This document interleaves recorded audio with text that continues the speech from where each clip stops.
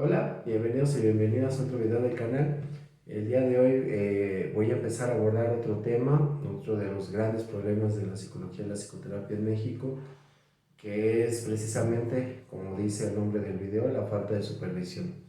Eh, Creo que este es un problema ah, que el gremio pasa muy por desapercibido, pero yo sí considero, como los otros que ya he mencionado y que iré mencionando después, que es grave. Porque, primera, porque la supervisión, por lo menos en México, en donde yo vivo, que es Puebla, y lo que yo voy ubicando cerca de, pues es prácticamente inexistente. O sea, la supervisión simple y sencillamente se puede encontrar, bueno, no solo ahí se puede encontrar, pero ahí es donde yo ubico que es más como, que es parte de, en los posgrados, ¿no? Cuando ya hablamos de una formación más especializada de psicoterapia, ¿no? Por ejemplo, en la licenciatura son muy pocas las materias que llevan algún tipo, algún grado de supervisión. Por lo menos en mi experiencia, lo que yo viví, tanto como alumno como docente, pues fue que los alumnos tienen un poquito más de supervisión cuando están realizando algún tipo de prácticas, ¿no? Cuando van a hacer prácticas o servicio social, el maestro o maestra encargado de esa materia eh, trata de poner un poquito más de atención que hacen, dar cierto tipo de retroalimentación, o también esa supervisión se les deja a las personas que están encargadas de ese lugar, ¿no? Por ejemplo, en mi caso fue hacer prácticas y servicio social en un hospital. Entonces la jefa de área pues era quien daba retroalimentación en cuanto a la práctica, pero la realidad es que siempre fue mínima, ¿no? O sea, también hasta cierto punto se entiende porque la carga de trabajo, por ejemplo, en estos centros pues es alta, ¿no? Entonces, eso hablando como a nivel licenciatura, ¿no? Repito, tal vez hay algunas otras materias, algunos profesores que se presten un poquito más para hacer supervisión, pero como que está esta idea de, como no se están todavía preparando tal cual para ejercer la psicoterapia, entonces como que cuando lleguen a la maestría o a la especialidad, entonces ahí sí, ¿no? ¿Cuál es el problema? Que cuando llegamos a la maestría, en la especialidad o posgrado, o sea, el grado que sea, este, la realidad es que la supervisión muchas veces, ya lo mencioné en un video anterior, se apega solamente a esa materia en específico, ¿no? Y por lo menos en mi caso, es una materia que duraba 3 meses y medio, ¿no? Dependiendo, y entonces el proceso de supervisión pues se veía solamente como anclado a lo que duraba una materia y el proceso terapéutico que se llevaba también. Entonces es muy poco tiempo. Ahora súmenle que tal vez no era un grupo muy grande en el que yo estudié la maestría, pero aún así éramos 7, 8 personas. Supervisar 8 casos es algo muy complicado, es algo muy difícil, ¿no? Entonces creo que desde ahí pues ya como que se empieza a ver que hay muchos problemas en ese aspecto, ¿no? O sea, y también creo yo, ya entrando como un poquito más en materia, que la supervisión en México se, se tiene entendida como una pseudoclase prácticamente. A lo mejor muchos colegas no están de acuerdo con lo que voy a decir, pero lo que yo he notado es que sí es así. Antes de entrar un poco más, eh, quiero decirles que también creo yo que la cultura de la supervisión en México se queda solamente en las escuelas porque muchos colegas fuera de le rehuyen mucho. O sea, fuera de la formación educativa, muchos colegas no van a su proceso terapéutico ni van a su supervisión, porque tanto el proceso terapéutico y la supervisión son procesos muy confrontativos para el terapeuta, que los confrontan. eh, o sea, el proceso personal terapéutico pues obviamente confronta al terapeuta con su propia historia de vida, sus miedos, sus angustias, sus impotencias, ¿no? Sus deseos, con cuestiones que son muy fuertes de sí mismo, ¿no? Y la supervisión no está alejada de eso. Creo que, bueno, antes de entrar a esa parte, la supervisión no está alejada de eso porque la supervisión es necesario que haga énfasis, sí en la técnica, sí en el conocimiento, pero también, y creo que eso es lo más importante, cómo cada terapeuta se va relacionando con sus pacientes.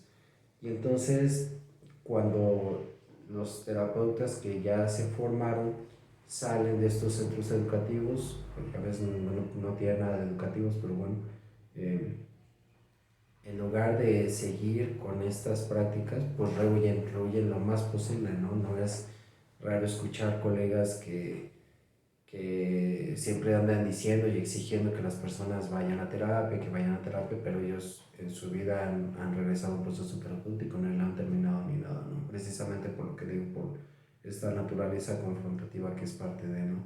Pero en la supervisión creo yo que también se ha desvirtuado porque precisamente como no hay una cultura de la supervisión en México, casi no hay, y lo digo en muchas escuelas o en muchos enfoques terapéuticos. Otra vez va a parecer que salgo a defensa del psicoanálisis, pero no es gratuito lo que voy a decir, es porque también he podido investigar un poco más al respecto y, por ejemplo, yo hace años quería iniciar un grupo de supervisión y traté de hacerlo de la forma más seria y formal posible.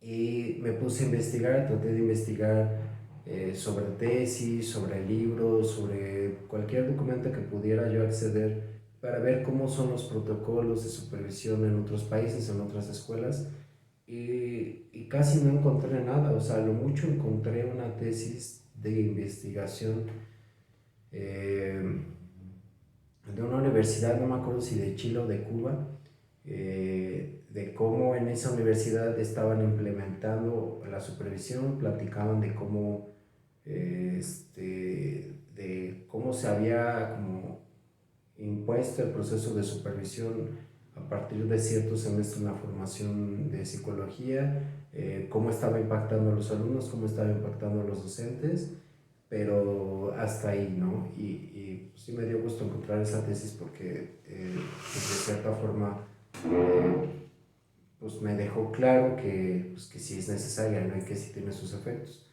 Pero fuera de esa tesis no encontré casi nada, o sea, en español, eh, en Latinoamérica, pues no encontré casi nada. Lo que yo he visto es que en psicoanálisis, en la formación de psicoanálisis y ya cuando terminan la formación, los psicoanalistas sí acuden muchísimo más a supervisión, o sea, tanto están más en su proceso terapéutico, en su proceso de análisis, como a sus procesos de supervisión, y ellos sí tienden mucho más a hacer grupos de supervisión. Y por lo que yo he podido investigar y por lo que un amigo que es psicoanalista me platicó hace años, pues es que sí, o sea, es una constante, es algo que entre ellos mismos propician y que tiene muchas diferencias, ¿no? Con los pocos grupos de supervisión que yo veo que arman en otros lados, y que a diferencia pues se vuelve, yo lo diría así, una pseudoclase. ¿Esto a qué me refiero? Por lo que yo he podido investigar en la cuestión del psicoanálisis, la supervisión sí se basa mucho en el conocimiento, o sea, es necesario tener un amplio conocimiento sobre varias cuestiones y conceptos, tanto de los procesos psicológicos, del inconsciente, del consciente, de muchos conceptos pues, que son necesarios saber, como los mecanismos de defensa, eh, la angustia, el deseo, el goce, diferentes cuestiones así que ya he ido abordando un poco en el canal, pero vaya, o sea, todos esos conceptos son importantes, ¿no? Tanto cuestiones de, no quisiera decirlo así, pero no hay como una mejor palabra, tanto como de cuestiones de patología y de trastornos, por así decirlo, como de cuestiones del funcionamiento del inconsciente, ¿no? De la psique. Entonces, todo eso es importante saber. Pero también hay conceptos terapéuticos de la cura, del alivio, que también es importante tener ahí presentes y que por ende, tarde o temprano, tienen que llegar a la cuestión de la transferencia, de la contratransferencia, que como concepto también es vital tenerlo, pero en la práctica es mucho más vital y es mucho más importante saber reconocerlo y ubicarlo en cada proceso terapéutico, ¿no?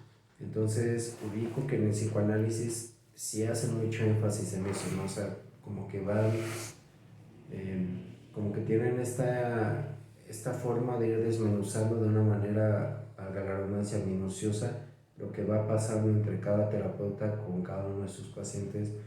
¿Por qué? Porque es importante hacerlo, porque es importante saberlo, ¿no? O sea, como que ahí la cuestión de la supervisión está enfocado mucho en la ética, que eso es lo más importante, o sea, no es tanto la técnica, sino la ética, ¿no? Es lo que yo voy ubicando ahí. Y a diferencia de otros enfoques, la supervisión parece una pseudoclase. ¿Por qué lo digo? Por lo que yo pude vivir en algunos grupos de supervisión, en la supervisión de la maestría y lo que me he enterado, lo que he investigado de ciertos grupos que se hablan, como que el problema es que, una, las personas que llevan la supervisión, eh, como que de cierta forma toman un papel, una actitud como de que todo lo saben, como muy, como de maestros que se vuelven, no maestros en el sentido de una academia o de una educación, sino como maestros casi como de un gurú, como en un estilo gurú, como una vaca sagrada, ¿no? Como fulanito va a supervisar y como él es el que sabe muchísimo, como que se crea esta cuestión de, la admiración, ¿no? Y casi casi lo que diga es sagrado y se tiene que hacer y como que no hay mucho espacio para el cuestionamiento, ¿no? Segundo, mucho de lo que se dice en estas supervisiones se enfoca mucho en la técnica y no en la ética. O sea, sí se hace énfasis en el conocimiento, pero más que nada como que se trata de casi casi una lluvia de ideas de técnicas. No, a ver, ¿cómo le va a hacer fulanito para que pueda lograr lo que sea con su paciente? Y entonces, bueno, así como lluvia de ideas, todos diciendo algo, ¿no? Y casi siempre es como un yo lo que haría sería esto, y yo lo que veo es esto, ¿no? Como, les digo, como muy desde esta parte, desde la técnica y no desde la ética, ¿no?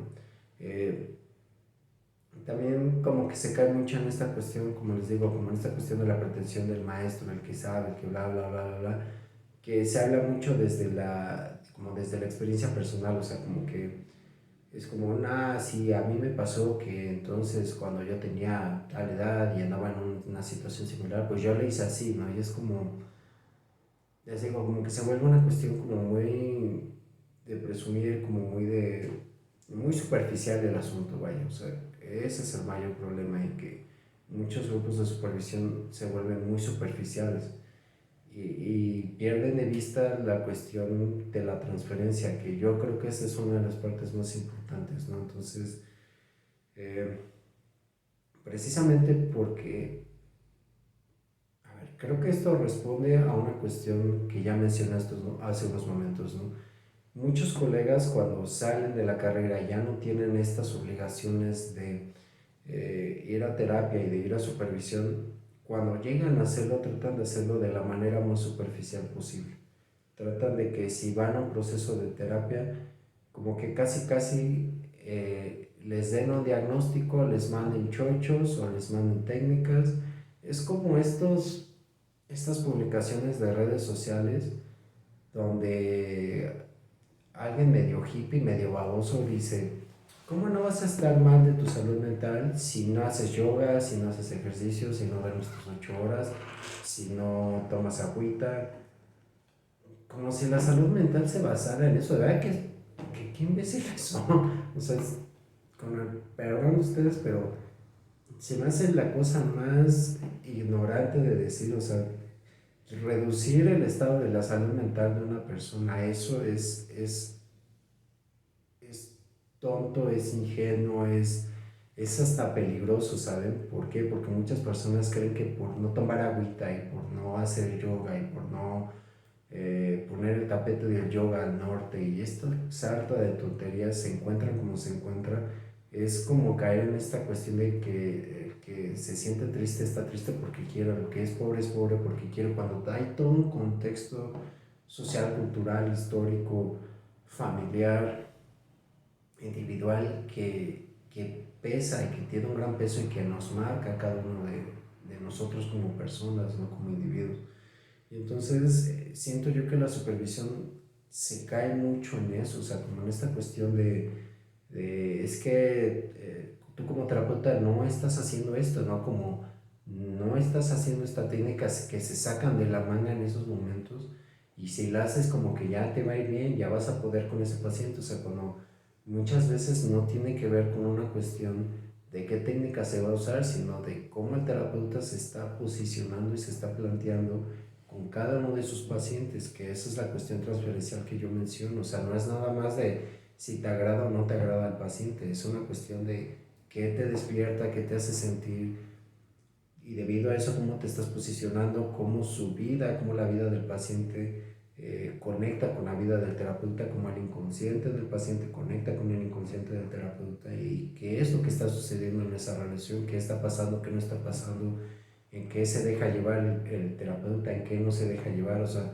hay muchas cuestiones ahí que hay que ir apuntando, y que la supervisión típicas que se encuentra en México lo pierde completamente. O sea, pierde completamente el foco, porque entrarle, por ejemplo, esas cuestiones de, por poner un ejemplo muy sencillo, cómo la vida del paciente hace eco, por así decirlo, en la vida del terapeuta, es algo muy duro para muchos. O sea, es algo muy confrontativo, porque repito, muchos colegas no están dispuestos a eso. O sea, aquí hay como una realidad entre líneas que estoy diciendo, que es que muchos de los que nos dedicamos a esto tenemos historias muy duras y tenemos historias muy difíciles. Por algo estamos en esto. O sea, no es da gratis, estamos en esto por algo, porque nuestra historia nos ha llevado a esto, ¿no? Y precisamente muchos creen o tienen este deseo de sanar y de ayudar a las demás personas. No hay nada de malo eso, ni bueno ni malo. O sea, es lo que es, ¿no? Pero muchos confunden ayudar con rescatar, muchos confunden ayudar con hacer sentir bien, muchos confunden ayudar con salvar a alguien, por ejemplo, muchos confunden ayudar con felicidad nada más, cuando la ayuda no tiene nada que ver con eso. O sea, la ayuda a veces puede tocar la felicidad, la ayuda sí tiene que ver con una cura, con un alivio, pero no tiene que ver con la superficialidad nada más. Y ese es el problema de la supervisión en México, que es muy superficial, que no toca lo más profundo de cada terapeuta, porque entonces ahí se haría una confrontación muy dura entre todas estas personas. O sea, algo que yo he aprendido y que voy descubriendo cada vez que tengo una sesión con cualquier paciente que tengo, es que cada vez que dicen algo, ese algo me afecta de diferentes formas. A veces me afecta porque es algo que yo no esperaba escuchar, y muchas veces me afecta porque eso que escucho tiene que ver con mi propia historia de alguna otra forma, y muchas veces eso que al paciente le duele, a mí también me duele porque me recuerda a mi propio dolor, o porque muchas veces lo que él platica que le es doloroso es tan doloroso que me duele. O sea, no lo he vivido, no tengo que vivirlo, pero puedo reconocer que eso me duele, por lo indignante, por lo injusto, por lo humillante, por lo que sea como haya sido esa situación, ¿no? O sea, es algo humano. Y entonces imaginen que un colega empieza a contar una historia muy dolorosa en frente de otros colegas, todos van a sentir algo. Y ese es el problema del gremio, que no quiere sentir nada, que no quiere pagar el costo. O sea, muchos quieren ayudar, muchos quieren dar un chorro de técnicas, y muchos quieren saltar en un campo de girasoles y con sus pacientes de la mano, como una imagen muy de los Simpsons cuando Homero va corriendo por la ciudad del chocolate. Pero no quieren pagar el costo de eso. O sea, quieren llegar ahí meramente atravesando la superficie sin atravesar lo que hay en medio, sin atravesar lo que hay de fondo, ¿no? Y creo yo que ese es el problema de la supervisión en México. Primera, que es prácticamente inexistente, y la que existe es muy superficial. Se basa en dar contando anécdotas, se basa en estar buscando técnicas hasta por debajo de las piedras y sin inventarlas. Se vuelve una cuestión de presunción, de andar presumiendo, de egos, de andar como viendo quién es la vaca sagrada y la vaca dorada, el gurú, bla, bla, bla, bla. Y la vida del terapeuta queda completamente fuera de la jugada. ¿Por qué? Porque es muy confrontativo. ¿Por qué? Porque solo así puede ser. O sea, yo no ubico llevar un proceso terapéutico que no me confronte a mí de alguna forma, porque simplemente no podría ser así. O sea, ser terapeuta implica exponerse en muchos sentidos, implica poner en juego muchas cosas de la propia persona. y repito, o sea, a lo mejor ya estoy sonando repetitivo, pero si eso no sucede, el terapeuta solamente se va a quedar en una parte muy superficial y entonces los pacientes tampoco van a llegar a mucho, ¿no? O sea, también es cierto que muchas personas llegan a terapia con demandas y casi con exigencias de dime qué hacer, dime cómo sentirme bien. Y hay personas que cuando no les cumple uno esas demandas se van. O sea, y hasta cierto punto pues es parte de la profesión, también es parte el ir lidiando con esta frustración que nace de no poder atender a todos, pero también es una realidad muy importante. No todas las personas que llegan a consulta son pacientes, ¿no? Es más, a veces es mejor no darles gusto en ese aspecto para que ellos en esa frustración puedan reflexionar algo, ¿no? Pero lo mismo pasa con el gremio, o sea, también es importante que entre nosotros al momento de la supervisión, pues no nos quedemos solamente con lo superficial, no nos quedemos solamente con la demanda del terapeuta de supervisión de dame más técnicas, sino que también a través de la frustración, a través del silencio, a través de muchas cosas, entre nosotros empecemos a hacer algún tipo de reflexión. Pero bueno, se me va acabando el tiempo, ya lo iré retomando todo esto en el siguiente video. Ya saben, si tienen dudas, si tienen comentarios, háganmelo saber y los espero en el próximo. Hasta entonces.